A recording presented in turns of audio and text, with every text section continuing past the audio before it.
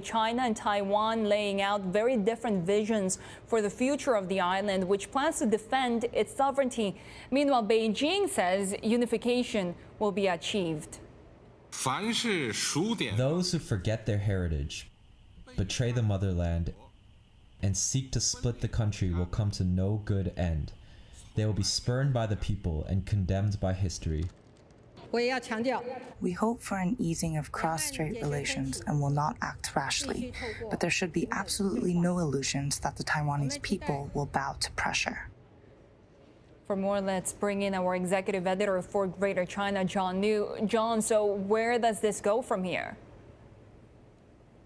Well, this is one of the most hotly watched areas in the world because this is the place where most likely, even though it's very unlikely, it is the place where we could see some sort of conflict between the U.S. and China because the U.S. has this commitment to protect Taiwan. Obviously, Beijing claims Taiwan as part of its history, part of its territory. This is why over the weekend we had these dueling speeches by Xi and Tsai, harking back to 1911 when the Qing dynasty was overthrown here in China, and sort of the creation of both these parties, the one that rules in Taiwan now and the one that rules the mainland.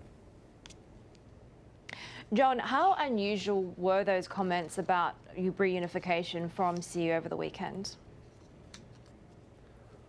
This is sort of a long-held stance by both sides that Tsai and her party in Taiwan seeking to carve out a space for sovereignty for Taiwan to make some of its own decisions to avoid this unification with the mainland. And here Xi and the Communist Party making the commitment to unify the two sides eventually. That's not changed. What's changed is recently there's been more tension. There's been additional flybys by the Chinese into the Taiwanese air defense zone. We've had the U.S. saying that sort of openly admitting that they have military personnel in Taiwan helping to train the local defense forces there. And so that's really ratcheted up the tension in the last couple of weeks.